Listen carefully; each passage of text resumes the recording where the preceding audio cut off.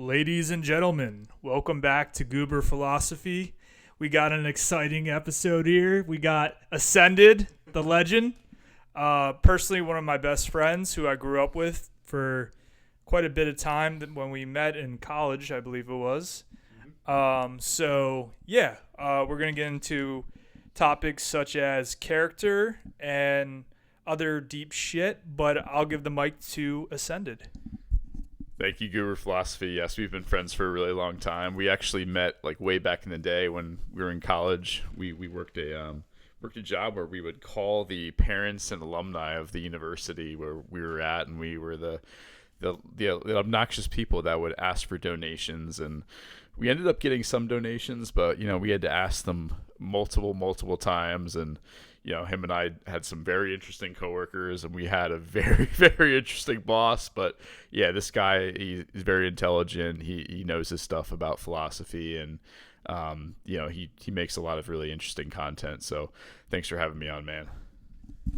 Absolutely, yeah. So it's funny that you mentioned the phone-a-thon. I didn't think we'd get into that already, but I mean, when I first met you, I was like, this might be the only normal person on the job. And we just kind of connected playing like billiards or whatever, pool. Yeah.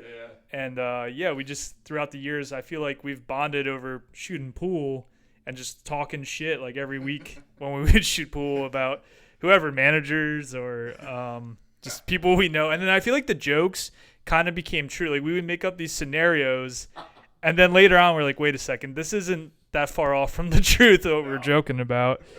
But yeah, you mentioned like how we would ask people for donations, and that's kind of what we're getting into today, like character and like how we're judged based on like who we are versus like what our status is. So maybe you want to talk on that.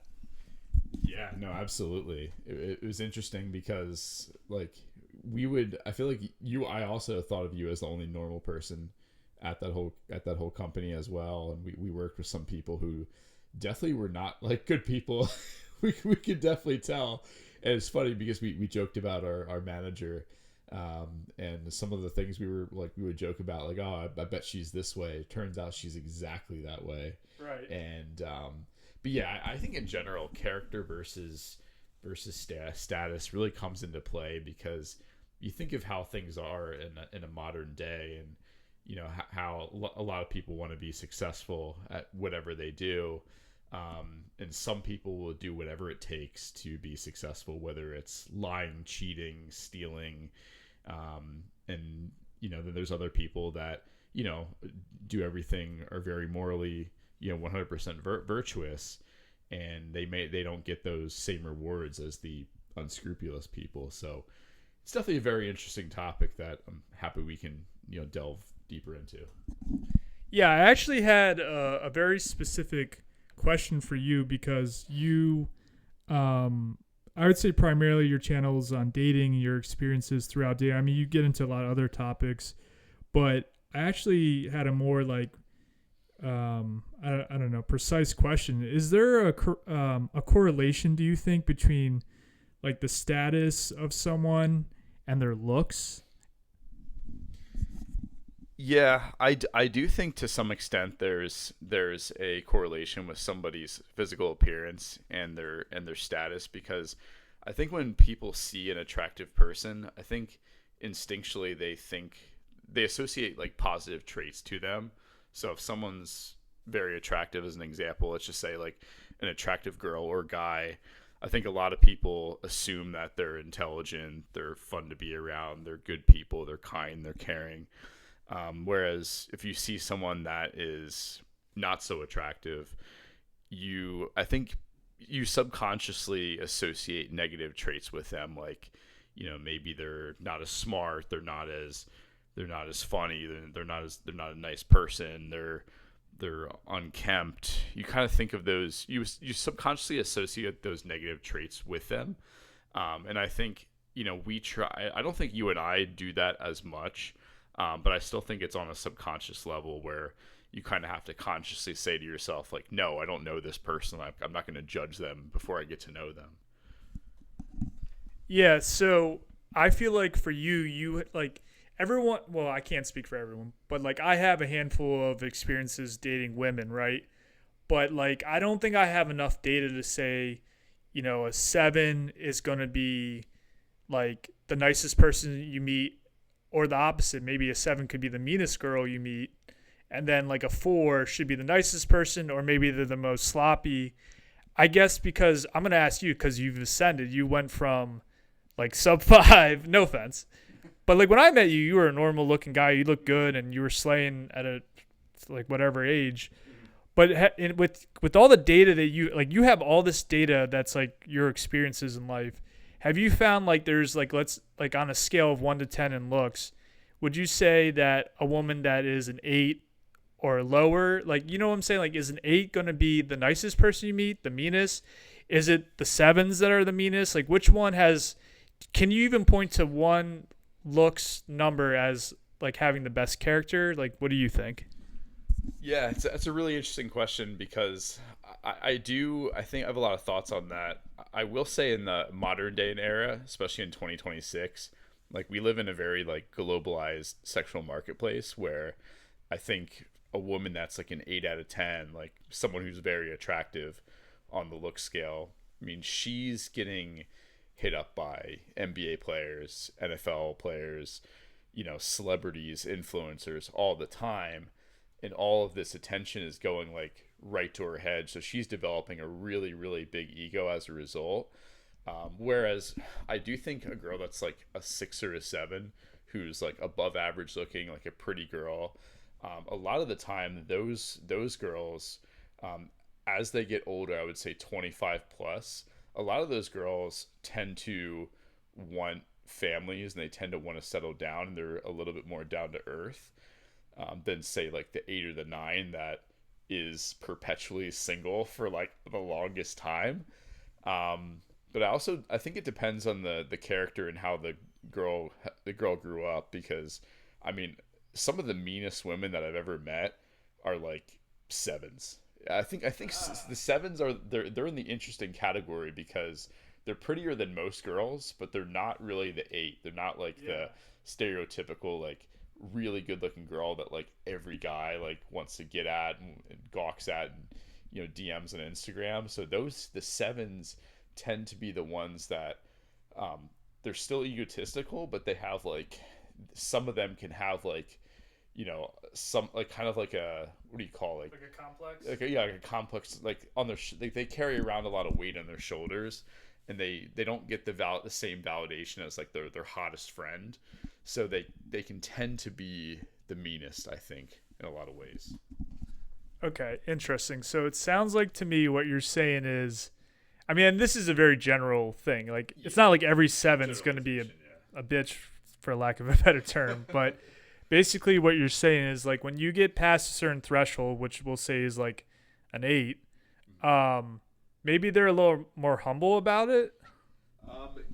Yeah, some are more humble about it. What I will say about the girls, some of the girls that are 8s and 9s, they tend to, like, they know they're hot. They're getting DM'd like hundreds of times a day. If they go on dating apps, they're getting 1,000 plus matches in like 2 days. So they don't really have this chip on their shoulder like the 7s have. So they do tend to be a lot of the time like kinder. Like if you're just like a regular guy and you walk up to them and you crack a joke or you start a conversation, they'll kind of like talk to you, I think, more. Whereas like if you're just a regular guy and you walk up to like the 7, you're closer to that 7's level, where that 7 might be like, ooh, like you know, I'm higher than this guy, like I don't want to talk to him. Whereas the 8, like she's kind of more comfortable in her spot, I guess you could say. The same thing could be applied to, I would say, like a girl that's like a 6 as an example. Like she's like slightly above average. She's cute, but she's not as humble as the 8 or 9 would be, because she's competing with so many other women to get the guy she's attracted to, and she needs to kind of do whatever she can to compete. Whereas the 8 is just much more humble. A lot of the time could be much more humble because she's like, I already know I'm extremely pretty. Like I don't have to, you know, show it all the time. See, that's very interesting. Like I said, I don't have the kind of data set that you do. So you're saying like 6 and 7s, you're dealing with more egos and less humbleness. 8s and above because they know what they are. They don't need that like constant validation that maybe a 7 might need. Yeah, you nailed it right there too, because because the 8 or 9 they get that validation constantly, so they know they're extremely attractive. Whereas the girl that's 6 or a 7, they get that validation sometimes. Like they get the matches, they get the DMs, but let's just say a girl that's a 6 goes out to a club with the friend that's an 8. I mean, a lot of guys are just going to ignore the 6 and like be all over the 8.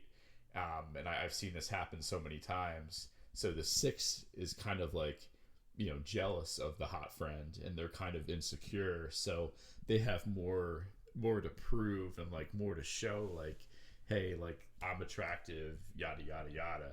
It's way different with guys, obviously. But yeah, the 6 or the 7, in my experience, they tend to be the very general, but the meanest girls that I've ever met have tended to be like the 7 range for sure. And that's interesting. I'm gonna throw a little wrench into this discussion because I have maybe a guess here, because like I know I talked about this on your channel one time. We went to Philly and I got assaulted by like a 4 and she was not nice at all. No, she was not nice. And then she was on a lot of Molly that night. I don't know what she was on. And then this was years before I met my wife, but I hooked up with I would say she was maybe a low 7. Mm-hmm.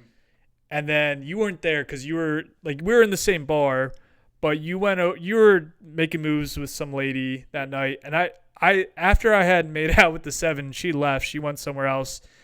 I went up to an 8 and she flat out denied me and was really, really fucking rude to me. And it was really humbling, and it kind of like told me where I'm at in the SMV world.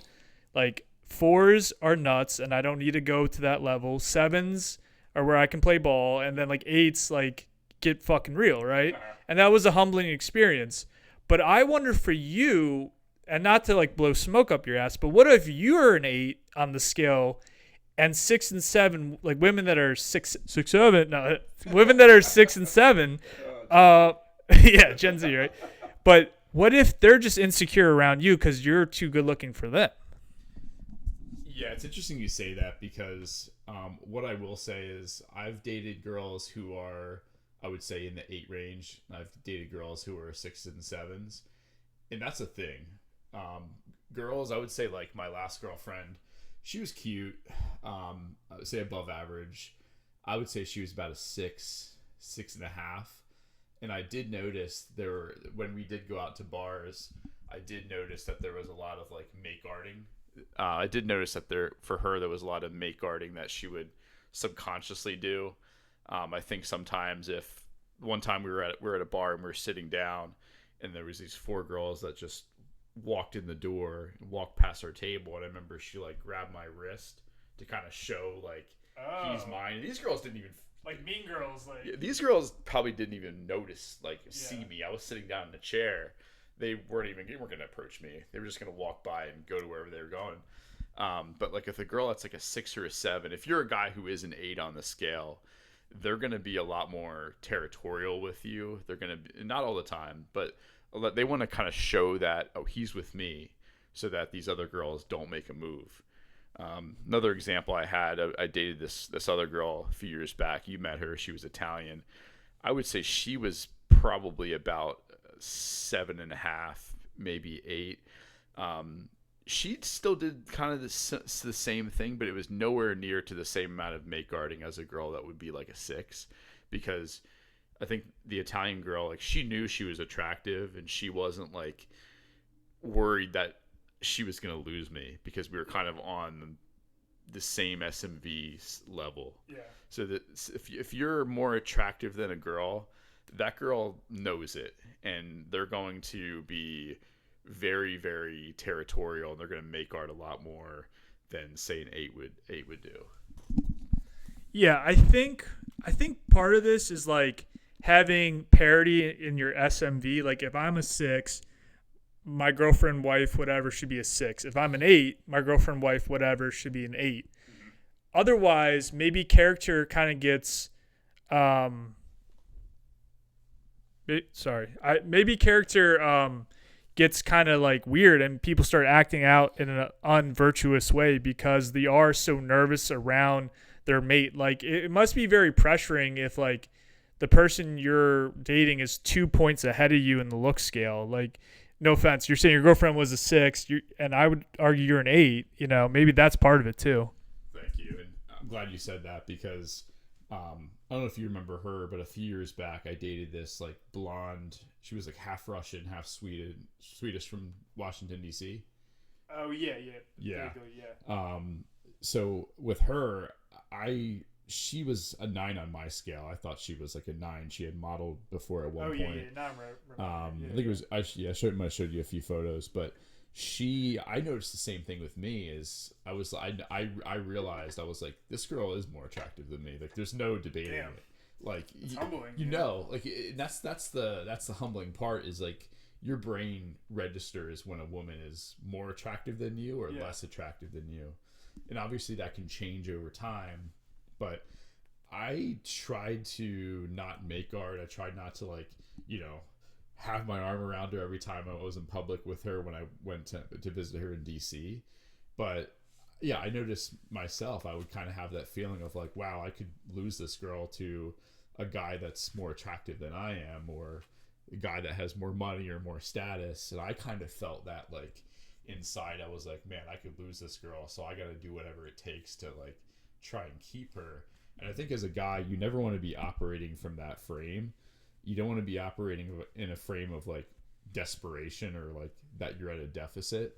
So I do think it's very important that you ideally you want to date someone that's on your same looks level, because that way you guys are a good match. I think if you're a lot more attractive than your girl, you kind of get more, you may feel the need to like, you see another woman that you find attractive, you might feel the need to like want to cheat. Whereas if you're dating a girl that's on your same level that you find very attractive, they find you very attractive back, and there's not like a gap in looks, those relationships tend to do the best, I think, in the long term, because both of you don't feel like they can lose each other at any second, so to say. Yeah, I guess, and we'll kind of cap it here. Like, I guess what it is like sometimes people have bad character because they're just bad people. But sometimes there's like stressors going on in the relationship that makes you act out of character. And I guess one way to eliminate doing something you regret in the relationship is date someone within your league. Be like, pretty realistic with what you think you are, because that can create like a complex, so to speak. Yeah, 100%. I think that's a lot of guys, they don't know how attractive they are. And they go on the dating scene and they think that they're an 8 when they're really like a 5. And that can cause a lot of problems, because if you don't know what league you're in, you might be shooting way out of your league a lot, and that's going to lead to a lot more rejections. That's going to lead to a lower sense of confidence, where, let's just say you're a guy and you are a 5 and you improve yourself. Like, let's just say you get in really good shape. You get a really good haircut, you grow facial hair that complements you. You can go from a 5 maybe to a 6 or a 6.5, and then you'll be able to, attract more girls that you genuinely find attractive. But I think you really need to be realistic about what you can get, because part of your dating strategy has to be realistic. Like, if you're a guy who's a 4 and you're shooting for 7s, you might bat 0 for 50. Right. Whereas if you're a 4 and you improve to a 5.5, and then you go for girls that are in the 5 to 6 range, you're probably not going to go for 0 to 50, especially if you got charisma, if you got a good sense of humor, you're in shape, you dress well, you make good money, you have a cool lifestyle. Like, you're going to be able to attract women in your league that you genuinely find attractive. Well, thank you, Ascended, for coming on the show. I guess I'll just end it with a monologue. So basically what we talked about today is character, and then how looks can affect character. And I guess what we've come away with in this conversation is, try to put yourself out there, but don't try to put yourself out there to the point where you get hurt. Like, if you're going to go up to an 8, be an 8. Like, don't be a 5, because you're going to get hurt every time. Yeah, that's a great analogy. And like I said, I definitely think you can still swing for the fences, but like put yourself in give yourself a better chance. If you are a 5, try to improve to at least a 6.5, because you're just gonna. It's all about increasing your odds. But yeah, when you go up to someone that's way out of your league, you like shoot for the fence, but like don't be surprised if you get shot down. Well, anyways, thank you for listening and goodbye.